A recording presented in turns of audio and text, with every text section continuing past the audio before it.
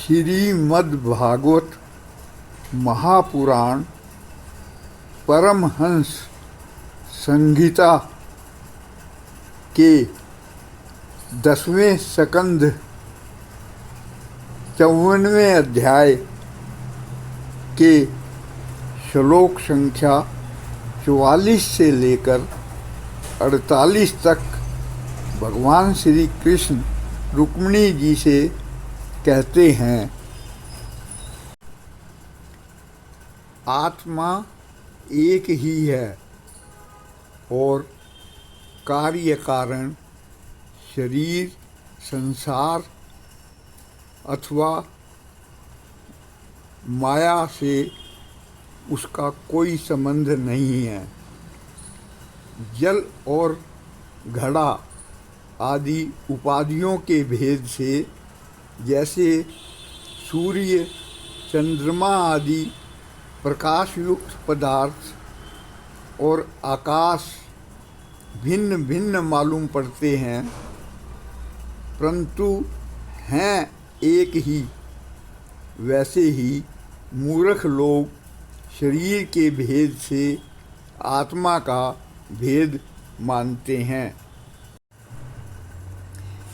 यह शरीर आदि और अंत वाला है। पंचभूत, पंच प्राण, तन मात्रा और त्रिगुण ही इसका स्वरूप है। आत्मा में उसके अज्ञान से ही इसकी कल्पना हुई है और वह कल्पित शरीर ही जो उसे मैं मान समझता है, उसका जन्म मृत्यु के चक्कर में ले जाता है। नेत्र और रूप दोनों ही सूर्य के द्वारा प्रकाशित होते हैं। सूर्य ही उनका कारण है, इसलिए सूर्य के साथ नेत्र और रूप का न तो कभी वियोग होता है और न संयोग। इसी प्रकार समस्त संसार की सत्ता आत्मसत्ता के कारण जान पड़ती है। समस्त संसार का प्रकाश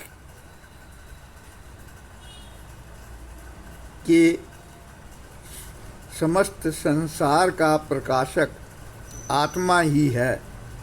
फिर आत्मा के साथ दूसरे असत्य पदार्थों का संयोग या वियोग हो ही कैसे सकता है।